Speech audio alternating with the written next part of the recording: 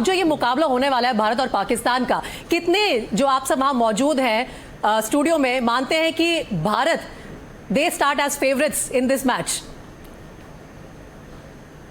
जी बिल्कुल, ये सवाल शुरू करते हैं पैनल से। बासित भाई से हम शुरू करते हैं, क्योंकि देखिए प्रैक्टिकल अप्रोच तो रखनी चाहिए।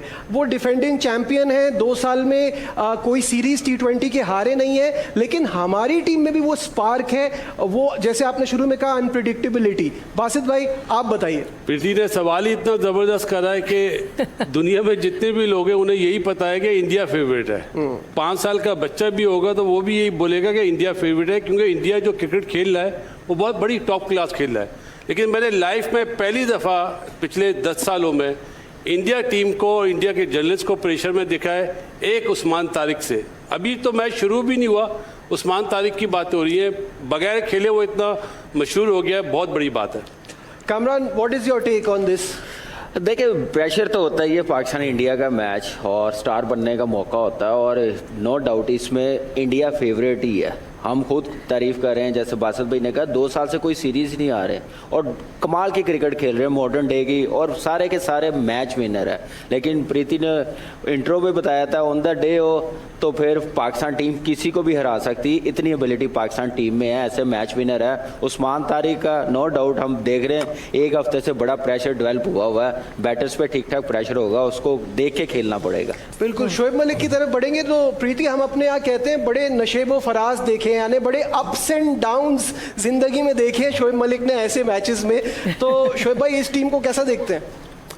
देखिए, अगर आप पाकिस्तान टीम की बात करें तो आपको ग्लिम्सेस ज़रूर नज़र आ रहे हैं। हमारे बासित भाई ने भी, कामी ने भी ये बात की कि उस्मान तारिक वो ठीक है, उन पर बहुत बात हो रही है, उन ठीक है, डिसेप्टिव है उनका एक्शन, और बहुत मतलब ऐसे हैं कि उनको पिक करना मुश्किल हो जाता है। मैं खेला हूँ और मेरे साथ ओवरसीज प्लेयर्स भी खेल रहे थे और बड़े नाम खेल रहे थे, तो उनके लिए भी मुश्किलात पैदा ज़रूर करते हैं। लेकिन ये एक प्लेयर की गेम नहीं है, ये टीम गेम है, और टीम गेम में मुझे जो लगता है कि पाकिस्तान के जो बैटर्स हैं अगर वो अच्छा खेलेंगे तो टफ टाइम ज़रूर दिया जा सकता है इंडियन टीम को। और दोनों साइड्स के अगर आप स्पिनर्स देखें तो बहुत क्वालिटी स्पिनर्स हैं।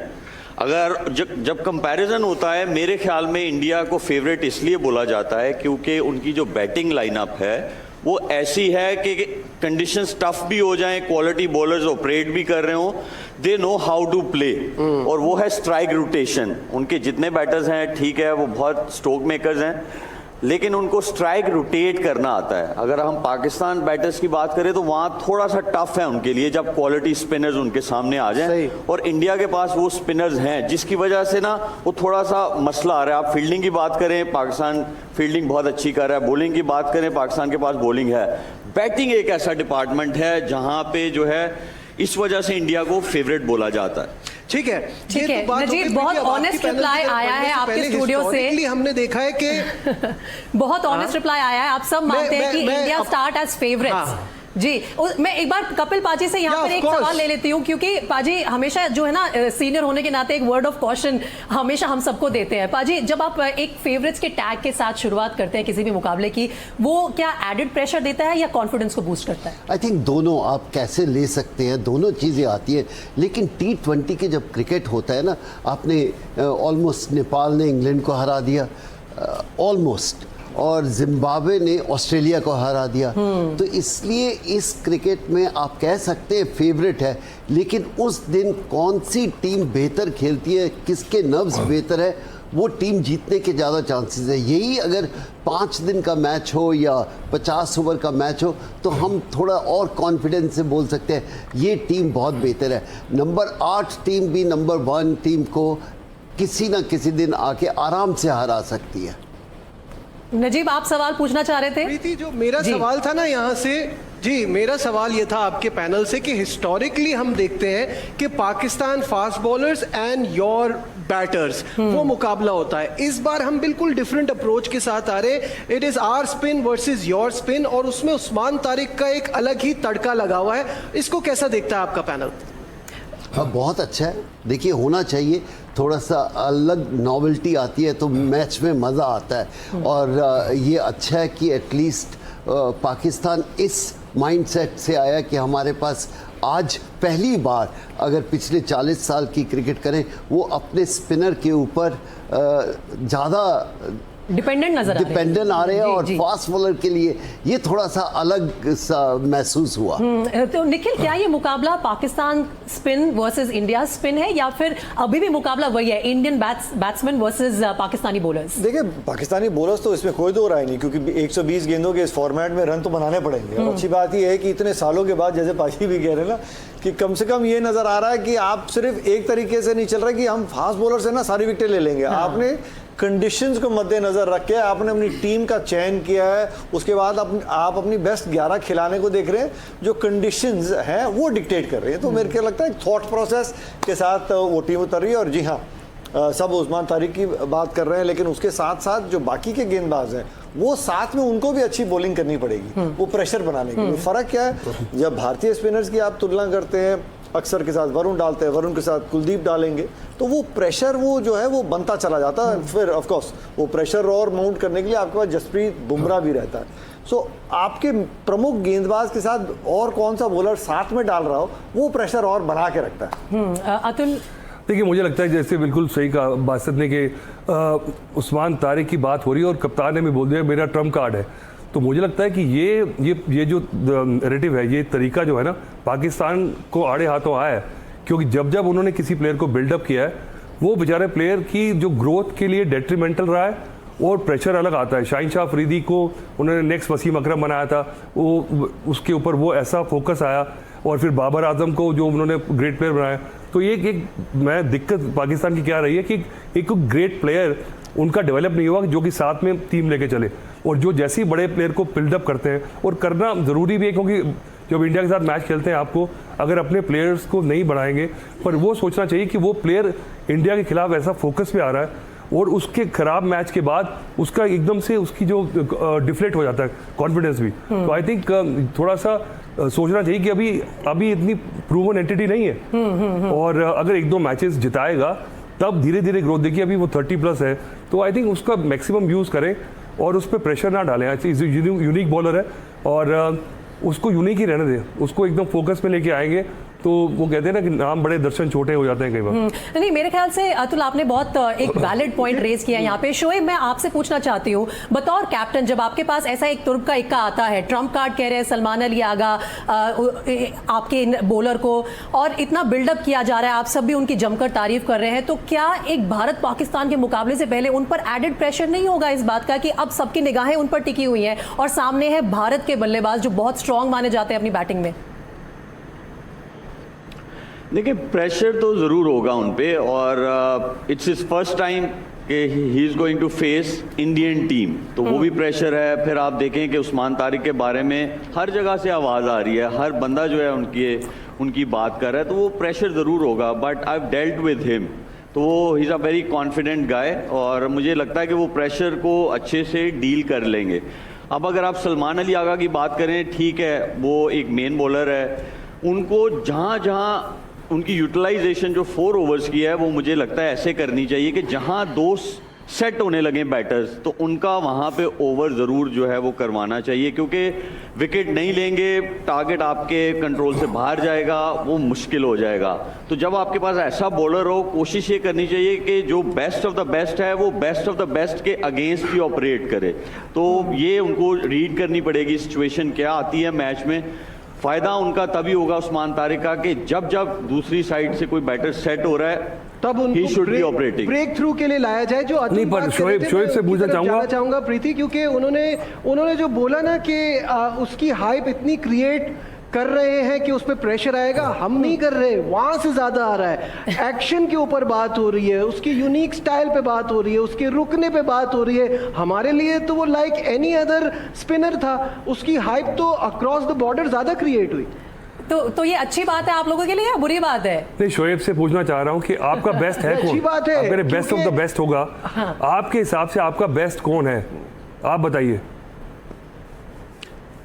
भाई हमारे पास तो देखिए सारे ही अच्छे हैं। मेरा प्रॉब्लम ये है, इरेस्मस फंसा रहा था नमीबिया का कप्तान, तो फिर उस्मान तारिक से तो मसला होगा ही होगा। बासित भाई कुछ ऐड करना चाह रहे थे? पहले शोएब से सवाल करें, शोएब जवाब। देखिए, अतुल भाई, हमारे पास जो मुझे लगता है जो इन फॉर्म है वो हैं, एक तो इब्रार अहमद हैं, उस्मान तारिक हैं, नवाज अच्छी बॉलिंग कर रहा है।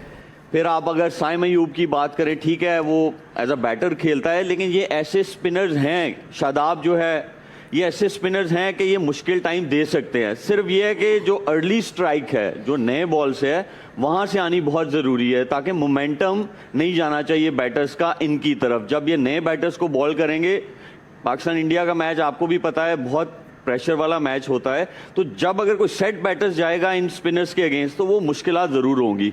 जहाँ पाकिस्तान बॉलिंग अटैक थोड़ा स्ट्रगल कर रहा है वो है अर्ली स्ट्राइक, वो आना बहुत ज़रूरी है। जी बासित भाई कुछ कहना चाह रहे हैं? अतुल ने सवाल बहुत अच्छा करा। अतुल, अगर हमारे पास उस्मान तारिक ना भी हो ना, कोई भी शाहीन शाह अफरीदी भी ना हो, लेकिन पाकिस्तान इंडिया का मैच आप भी खेले, पाजी भी खेले, निखिल भी खेले, हम तीनों यहाँ बैठे हुए हमने भी खेला है, इस पर प्रेशर तो होता है चाहे जैसी भी पिच हो। और T20 इतना शॉर्ट फॉर्मेट है, हम 11 में से कोई भी बैटर खड़ा हो जाए वो 2 ओवर में मैच जितवा देता है। इसमें अपसेट होने के चांसेस ज़्यादा हैं।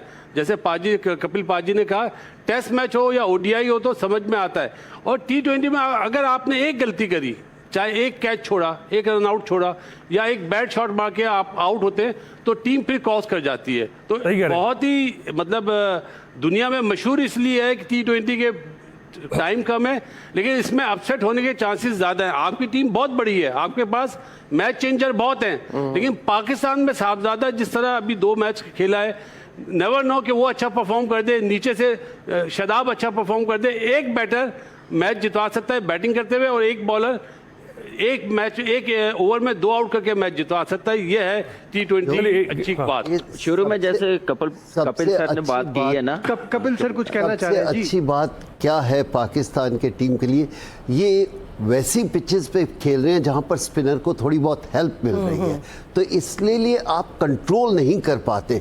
और अगर यही पिच अच्छी होती तो मैं शायद इनके गेंदबाज को इतना समय नहीं देता। आज मैं 100% ज़्यादा देना चाहता हूं कि पिच ऐसी है, आप बड़ी शॉट नहीं खेल सकते, और जो नया गेंदबाज है वो आपको प्रेशर डाल सकता है। ये प्लस पॉइंट है पाकिस्तान के लिए। यहाँ पे quickly if we can add, is it an advantage to Pakistan के ये कोलंबो में बहुत पहले से हैं, सारे मैचेस जो है पाकिस्तान के वो वहीं खेले जा रहे हैं, हालांकि ये स्टेडियम अलग होगा, लेकिन फिर भी क्या अपने आप को एक्लिमेटाइज करना, वो समय मिलना उस कंडीशंस में फायदे में रहेगा? पिच के ऊपर है। यही अगर बॉम्बे की पिच या बेंगलोर की जहां पर बॉल थोड़ी बहुत आती है तो बल्लेबाज को थोड़ा फायदा होता है। जहां पर बॉल रुक के आएगी, गेंद थमेगी थोड़ी सी, तो शायद जो मिस्ट्री गेंदबाज है या बाकी है उनको इतना एडवांटेज मिल जाता है। और T20 में थोड़ा बहुत एडवांटेज बहुत बड़ा एडवांटेज होता है। नजीब, कामरान इसमें कुछ ऐड करना चाह रहे हैं? प्रीति, फिर बासित भाई की तरफ देखिए, बढ़ के बिल्कुल कपिल सर ने बड़ा ज़बरदस्त डिस्क्राइब किया। जैसे कहा कि स्लो पिच है, वहाँ पे खेलते हुए आ रहे हैं, और निखिल भाई जी ने जैसे कहा और अतुल भाई जी ने कहा कि उस्मान तारिक पे ज़्यादा प्रेशर है, अगर उसको मार पड़ गई तो वो कैसे वो इस प्रेशर को हैंडल कर सकेगा। अच्छी चीज़ ये है कि पाकिस्तान के पास और भी स्पिनर है, मैच विनर। इब्रार की सपोर्ट उनको मिलेगी, नवाज की मिलेगी, शादाब की मिलेगी, फिर साइम अयूब भी बॉलिंग कर रहा है, 6 स्पिनर है हमारे पास। तो मुझे लग रहा है कि ठीक ठाक जो कंडीशन के मुताबिक हमारी स्पिन बॉलिंग अटैक है ना, वो बहुत ज़बरदस्त है। उनकी बैटिंग लाइनअप बहुत ज़बरदस्त है। यहाँ पे जो हमारी टीम के लिए चैलेंजिंग है वो है वरुण चक्रवर्ती, कुलदीप यादव अगर खेलता है तो वो हमारे बैटर्स के लिए बड़ा मुश्किल है, और वहाँ पे वो बैटर्स पे ज़्यादा हमें फोकस करना चाहिए। वो रन्स करेंगे ना तो हमारे पास बॉलर्स ऐसे हैं वो कंटेन कर सकते हैं। एक सेकंड, आपको शक है कि कुलदीप यादव नहीं खेलेगा? कोई शक है? अभी तक तो खेला नहीं है, लेकिन पूछ लेते हैं। मैं कपिल पाजी से एक सवाल करना जी चाहता हूं। बासित भाई कपिल पाजी से सवाल करना चाह रहे हैं। बोलिए। कपिल पाजी, अभी आपने अपना मैच देखा है ऑस्ट्रेलिया और जिम्बाब्वे का, उसमें 7 विकेटें लिए फास्ट बॉलर है, और प्रेमदासा की बाउंड्री 80 यार्ड की बाउंड्री है, और यहाँ पे हमेशा फास्ट बॉलर आउट करते हैं। हम, आप भी और हम लोग भी स्पिनर्स पे बहुत ज़्यादा बात कर रहे हैं। क्या फास्ट बॉलर वेपन नहीं हो सकता इतनी बड़ी बाउंड्री में, जहाँ पे 80 यार्ड की बाउंड्री हो और बॉल मूव भी करता है, और छोटा मैच भी हो सकता है बारिश की वजह से? बिल्कुल हो सकता है, पर हम इस समय चर्चा कर रहे हैं कितने मैचेस हो चुके हैं इस पिच पर, उसमें कितना हार्डनेस है। अगर बहुत ज़्यादा मैचेस हो जाए तो आप प्रिपेयर वैसी कर ही नहीं सकते। और जो जितना सुनने को आया, यहाँ पर काफ़ी क्रिकेट ज़्यादा खेली जाती है। हाँ, वहाँ समुद्र होने के कारण बॉल में थोड़ी बहुत तो मूवमेंट रहती है, और शाम को मैच हो रहा है। ये टीम के कैप्टन को कॉन्फिडेंस आना चाहिए कि हाँ, मेरे तेज गेंदबाज बेहतर कर सकते हैं। लेकिन अगर आप 6 स्पिनर के साथ खेल रहे हैं, ये पहली बार पाकिस्तान का होगा कि 5 इतना की चर्चा चल रही है जी। 5 या उन्होंने 6 कमल ने बोला। मैं ये कह रहा हूँ कि और फास्ट बॉलर भी आजकल सिर्फ 2 ही बॉलें फास्ट करते हैं एक ओवर में। ये समझदारी की बात है। और अगर फास्ट बॉलर आप Variation ज़्यादा यूज़ करते तो हैं फिर मुझे लगता है कि कोई भी आ जाए। ये है देख। पर एक सवाल मैं पूछना चाहता हूँ। अच्छा, हमारे पास अब दूसरा तीनों जबरदस्त प्लेयर हैं। ये तो एक क्लीशे है कि देखिए, जो टीम एग्रेसिव खेलती है और अटैक करती है, वो उसका बेटर चांस है। इंडिया क्योंकि जीतती आ रही है, वो अफोर्ड कर सकते हैं, उनको पता है कि कोई ना कोई संभाल लेगा। पाकिस्तान, क्या आपको दिल पे हाथ रख के बताइए कि आपको लगता है कि ये टीम जो खेल रही है, ये एग्रेसिव अटैकिंग क्रिकेट सही मायने में खेलेगी कि सिर्फ बातें करेगी? आपको लगता है कि ये 2-3 प्लेयर जो है 2-4 साल 5 साल से खेल रहे हैं, उसके अलावा जो नई टीम है आपकी, क्या उनका माइंडसेट ऐसा होगा कि इंडिया के अगेंस्ट एकदम एग्रेसिव अटैक करें? एक ही चांस है उनका जीतने का अगर ऐसे खेले तो। यस, हाँ ठीक है। शोएब अटैकिंग क्रिकेट पे सवाल कर रहे हैं कई। बासित भाई इस पे पहले बोलना चाहते हैं तो। अतुल, आपने सवाल अच्छा करा है मेरे भाई, लेकिन बात वही है, कंडीशन तो देखें। क्या ये पिच प्रेमदासा की अटैकिंग खेलने के लिए फायदेमंद है? नहीं। इसका जवाब होगा हमारी तरफ से, मेरी तरफ से आप शॉट मारे। अटैकिंग माइंडसेट मतलब कि हाँ, मैं वही बता रहा हूँ आपको। यहाँ पे मतलब इम्प्रोवाइजर जो होगा ना, वो ज़्यादा अच्छा प्ले करेगा। जैसे हमारे पास सलमान अली आ गया है, बाबर आजम है। बाबर आजम अब नंबर 4 पे आ गया। जो इस मैच को लंबा लेके जाएगा ना, मेरा ख्याल है वो बैटर ज़्यादा कामयाब होगा बनिस्बत आंख बंद करके मारने वाला। शोएब भाई, इस पे आपका क्या पॉइंट ऑफ व्यू है कि जो मेंटल टफनेस है, जो बड़े चैलेंज से डील करना है, उसके लिए वो सवाल पूछ रहे हैं? देखें, जब भी पाकिस्तान इंडिया का मैच होता है, वहाँ पे वो वाले बैटर्स जो हैं ज़्यादा सक्सेसफुल होते हैं, या बॉलर्स जो हैं सक्सेसफुल होते हैं, जिनको 3 टाइप का गेम खेलना आता है कि कब आपको अटैकिंग खेलना है, कब आपको डिफेंसिव खेलना है, कब आपको जो है चीज़ों को संभालना है। तो अगर देखा जाए तो हमारा बैटिंग ज़रूर स्ट्रगलिंग है, स्पेशली जब मिडिल ओवर्स की बात आए तो वहाँ पे वो स्ट्रगलिंग है। वो इस वजह से है कि प्रेमदासा में बहुत क्रिकेट खेले हैं, आप लोग भी खेले हैं, हम लोग भी खेले हैं। जो मेरी असेसमेंट है उस स्टेडियम की, वो ये है कि आपको कन्वेंशनल एज अ बैटर थोड़ा खेलना पड़ता है चीज़ों को समझने के लिए। और दूसरी तरफ जब आपके अगेंस्ट टॉप बॉलिंग अटैक हो तो आपको और ज़्यादा असेस करना पड़ता है, फिर प्रेशर आप पे हो एज अ बैटर। तो ये एक ऐसी चीज़ है कि बासित भाई की बात बिल्कुल सही है कि वहाँ पे कन्वेंशनल खेलने वाले जो बैटर्स हैं, जो समझ के खेलेंगे, वो ज़्यादा अच्छा खेलेंगे। ये वहाँ वो वाला काम नहीं होगा 200-250 रन बनेंगे, ये वहाँ पे नहीं होना है। प्रेमदासा में बड़ी बाउंड्रीज हैं, स्पिन भी होता है और स्विंग भी होता है। ये वाहिद ऐसी चीज़ है जो श्रीलंका में ही आपको मिलती है, स्पिन भी और स्विंग भी आपको मिलता है सीम के साथ।